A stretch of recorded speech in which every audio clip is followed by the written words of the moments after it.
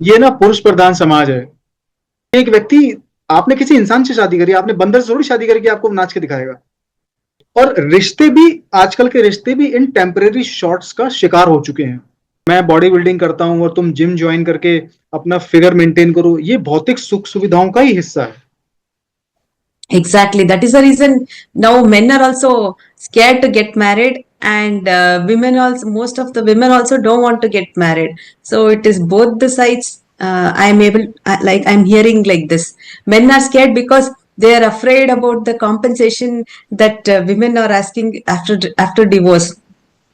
Right. I have heard such cases actually. When I ask circle why they are not interested in marriage, they give all such reasons that this is all happening, this is what they are seeing in their surroundings, so they are not very much keen about getting married. And similarly, when I ask about girls, they say that they are not interested because they don't want to take up all the responsibility, and they don't want to work outside as well as after coming home. These are the reasons I see in youngsters. Right. So ऐसा ऐसा हो भी रहा uh, है। और इसका कारण एक ये भी है कि हम लोग ना, ये मतलब ये जो सिचुएशन अभी हम, हमारी जो युवा पीढ़ी जिस सिचुएशन से गुजर रही है, ये आज से 40-50 साल पहले या 60-70 साल पहले ये यूरोपियन कंट्रीज का और वेस्टर्न कंट्रीज का हाल था। ठीक है, क्योंकि हम लोगों ने भौतिक सुविधाओं, सुख सुविधाओं को बहुत ज्यादा इंपॉर्टेंस दे दी है। हमने बहुत ज्यादा इंपॉर्टेंस दे दी है भौतिक सुख सुविधाओं के। और भौतिक सुख सुविधाओं में रिश्ते भी आते हैं। ऐसा नहीं कि रिश्ते अध्यात्म के होते हैं, आध्यात्मिक रिश्ता थोड़ा सा अलग होता है। ये जो रिश्ते होते हैं ना कि तुम खूबसूरत हो, मैं हैंडसम हूं, ठीक है, और मैं बॉडी बिल्डिंग करता हूं और तुम जिम ज्वाइन करके अपना फिगर मेंटेन करो, ये भौतिक सुख सुविधाओं का ही हिस्सा है। समझ रहे हो? क्योंकि शरीर को कोई भी चीज जो टेम्परेरी प्लेजर देती है, चाहे वो सेक्स हो, चाहे वो आपका अल्कोहल हो, ठीक है, चाहे वो आपका कोई एडवेंचर हो जिससे आपका पैशन बहुत ज्यादा क्रिएट होता हो या आपके अंदर एक सनसनी सी महसूस होती है, these are all dopamine shots. ठीक है, चाहे आपके बॉडी से डोपामाइन रिलीज होता हो ब्रेन से, चाहे वो एसिटोनिन रिलीज होता हो, चाहे वो सेरोटोनिन रिलीज होता हो, ये सारे के सारे टेम्परेरी शॉट्स होते हैं प्लेजर के। और रिश्ते भी, आजकल के रिश्ते भी इन टेम्परेरी शॉट्स का शिकार हो चुके हैं। ठीक है, तो मन भरते समय नहीं लगता किसी को। भाई आज के टाइम में एक लड़की से मन भरा तो लड़का कहीं और चला गया। लड़की को लगा कि मेरा इस लड़के से मन भर गया, चाहे इससे सपोर्ट नहीं मिल रही, चाहे मुझे समझ नहीं आ रहा, तो मैं कहीं और चली जाती हूँ। ठीक है, आप लॉन्ग टर्म पे कोई भी चीज जो होती है ना बड़ी बोरिंग होती है। आजकल के लोगों को लव बर्दाश्त नहीं होता क्योंकि बोरियत बर्दाश्त नहीं है। मैं 100% कह सकता हूं, लंबे रिलेशन में आपको 2 या 3 साल बाद ना, किसी भी रिश्ते में, चाहे आप बॉयफ्रेंड गर्लफ्रेंड है चाहे हस्बैंड वाइफ है, आपको 2 3 4 साल के बाद आपको एक दूसरे के प्रति थोड़ी सी बोरियत महसूस होती है। क्योंकि एक व्यक्ति, आपने किसी इंसान से शादी करी, आपने बंदर से थोड़ी शादी करी कि आपको नाच के दिखाएगा।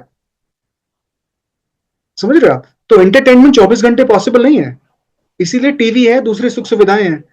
लेकिन जब बात बोरियत की आती है, तो जो व्यक्ति रिश्ते में बोर होना सीख जाता है ना, वही व्यक्ति वफादार भी होता है, वही व्यक्ति अच्छे बुरे समय में साथ भी देता है अपने पार्टनर का। जो व्यक्ति बोरियत हैंडल नहीं कर सकता रिश्ते में, चाहे वो लड़की हो लड़का हो, चाहे वो आपका बॉयफ्रेंड गर्लफ्रेंड का रिलेशन हो, चाहे वो हस्बैंड वाइफ हो, अगर आप बोरियत हैंडल नहीं कर सकते तो आप रिश्ते को भी हैंडल नहीं कर सकते। क्योंकि बोरियत हैंडल नहीं कर सकते, आप एक्साइटमेंट को ढूंढने कहीं और जाओगे। कहीं और जाओगे तो भैया फिर वो नए रिश्ते खुलेंगे। नए रिश्तों में जाओगे तो फिर पुराने रिश्तों की सीमा को आप पार कर दोगे। वफादारी आपसे होगी नहीं, विश्वास आप रखे नहीं पाओगे, ट्रस्ट टूटेगा तो रिश्ता खत्म। तो ये चीजें बड़ी कॉमन हो चुकी है आज के टाइम में, और सरकार इन चीजों की फ्लेक्सिबिलिटी देती है। It's a part of democratic country. अगर आपको आपके हस्बैंड से नहीं बनती है तो कोई नहीं, बेचारे को छोड़ दो, उसको कहीं और वो मरता रहेगा सारी जिंदगी। और एलिमनी के नाम पे उससे महीने का 50-60 हजार रुपये ले लो, 1 लाख रुपए ले लो। तो ये तो हमारा कानून है आजकल का। और इसके लिए सॉल्यूशन यही है कि हमें ही इसके अंदर कुछ करना पड़ेगा। मतलब जो आजकल के जो टीचर हैं, जो फिलोसफी है रिश्तों को लेके, उसी के अंदर बदलाव लाना पड़ेगा, तभी ये चीजें बदलेंगी। नहीं इसके अंदर कोई नहीं, तो बहुत ज्यादा देर होने के बाद हम सीखेंगे। right. And now nowadays we are seeing about men being tortured and men being put cases, false cases. I mean, many females are putting false cases on men, using law in a wrong way. Such things are also happening, and Men help center is coming in few states.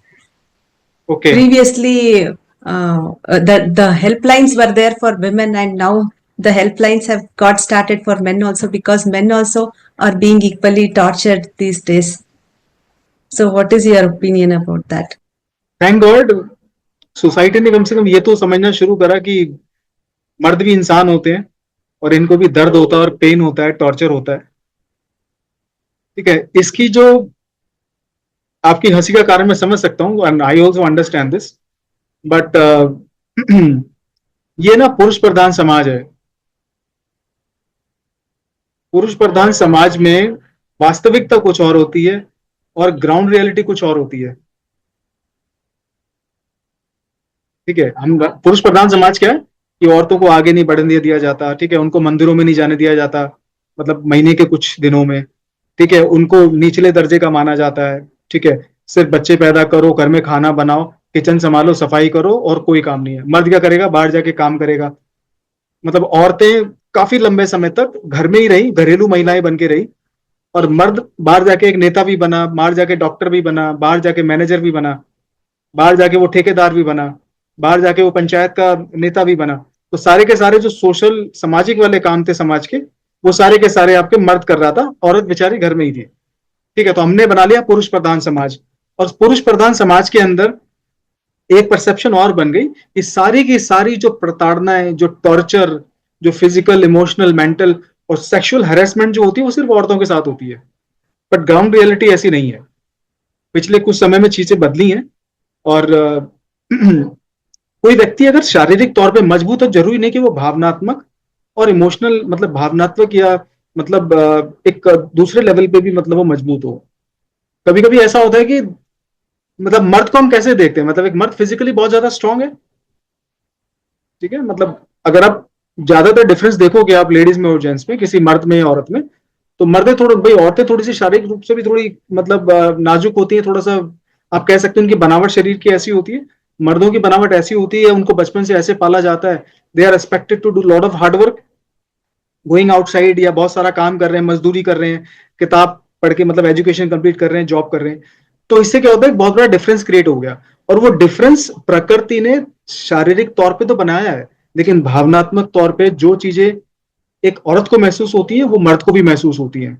But दोनों के जाहिर करने का तरीका बहुत अलग है। औरतें जरा जरा सी बात पे इमोशनल होकर अपनी चीजों को जाहिर कर देती हैं। ठीक है, मान लो कि भाई आंसू निकल के छोटी बात को लेके, या रूठ गई, ठीक है, या हर्ट हो गई छोटी छोटी चीजों को लेके। और ये सेम चीजें एक मर्द को भी फील होती है। मर्द भी दिल, उनका भी दिल करता है रूठने का, लेकिन मनाएगा कौन? ठीक है, उन कौन मनाएगा भाई? ना तो बचपन से माता पिता ने मनाया किसी मर्द को जब वो बड़ा हो रहा था, लड़का। उन्होंने कहा कि लड़की बोलती मैं घर बाहर जा रही हूँ, कितने बजे आएगी, या मोबाइल लेके जा, या बाहर निकलना सही नहीं है, क्योंकि बहुत ज्यादा परवाह होती थी लड़कियों की। लड़का कह रहा मैं बाहर जा रहा हूँ, चल भाई तू बाहर जा रहा है, कोई बात नहीं, रात को 10 बजे से पहले आ जाइयो। उसने खाना खाया नहीं खाया, उसकी परवरिश कैसी है, ये सारी की सारी चीजों से ना एक एक साइकोलॉजिकल स्ट्रक्चर ना एक बॉय का और एक गर्ल का बहुत डिफरेंट हो चुका है। लेकिन जब बात पेन फील करने की और अपने आप को जाहिर करने की और इमोशंस को फील करने की और दुखों को झेलने की, ऐसा नहीं कि प्रकृति ने, समाज ने दोनों को अलग अलग दुख दिए हैं। जितना दुख लड़कियों को मिला है, उतना दुख लड़कों को भी मिला है। बात यह कि लड़के दुख अपना जाहिर नहीं कर पाते, लड़कियां दुख जाहिर कर देती है। तो हो सकता है किसी व्यक्ति को ये कॉन्सेप्ट आया हो, या सरकार ने कुछ इस दिशा में कदम उठाए हो कि भाई हस्बैंड के लिए भी कोई हेल्पलाइन खोलनी चाहिए, या मर्दों के लिए भी कोई सेंटर खोलना चाहिए, जहां पे लोग अपनी आके मतलब अपनी आप बीती बता सके, या इनको साइकोलॉजिकल काउंसलिंग मिल सके। बट एक चीज और है कि ज्यादातर मर्द वहां पे जाना शायद पसंद नहीं करेंगे, बहुत ही कोई रेयर केस होगा। ठीक है, हमारे यहाँ तो वुमेन सेल भी है, मुझे पता नहीं कि मेन सेल है कि नहीं। वुमेन सेल तो है ना हर स्टेट में। राष्ट्रीय महिला आयोग भी है मेरे Yes, ख्याल yes, से, नेशनल now, लेवल पे है। now helpline is there, that I am aware of. Okay, Men helpline. हाँ, सो They that's can call that helpline and they can ask for help. हाँ, तो ठीक है, कोई दिक्कत नहीं है। वो हेल्प बेचारा मांगेगा तो अपनी पत्नी की वैसे ही मांगेगा, और क्या है। और कौन टॉर्चर करेगा? और और कौन टॉर्चर करेगा? क्योंकि अगर Yes. हेल्पलाइन खुली भी है, तो मेरे ख्याल गर्लफ्रेंड बॉयफ्रेंड का सिनारियो उसमें है कि नहीं, आई एम नॉट श्योर। ठीक है ना, हालांकि अच्छी बात है अगर आपकी Mm-hmm. गर्लफ्रेंड भी आपको टॉर्चर कर रही है, so you should call up that helpline, please help me, I am in critical situation. तो फिर वो डेटा रिकॉर्ड होगा, भैया आप Yes. कितने आपको टॉर्चर करा है. So I think the people who are in relationship, like in romantic relationship, girlfriend boyfriend, they will contact less to these kind of helplines. So they are more focused, I think, on husband category. Yes, yes. तो ठीक है, As you अच्छी बात said, है. men, correct. Men are programmed like that. Like whenever a man cries, it is not so very acceptable as women when she cries. I mean, when a man cries, people only say, being a man, how can you cry? All such statements they give. That is the reason men are not free to uh, come out of their emotions also. That is one more thing. So when so during parenting, parents are supposed to give counseling to their children, that they can also cry and take out their emotions, for boys actually. And at the same time, uh, during parenting, parents are also supposed to say that they're also supposed to help uh, in household work and all, because usually while parenting, they bring up the boys in such a way that they will not do any such household work, like maybe washing vessels or washing clothes, cooking, everything. These basic needs are supposed to be taught to the boys also, so that there will be balance in the society, so that girls will not say that they don't want to get married because they are supposed to do household chores, as well as they are supposed to work outside. Usually when you see, when the girls when the women, working women, when they come home, they'll start working at home also. But usually in the case of men, when they come home after working, they don't do anything and they just relax usually.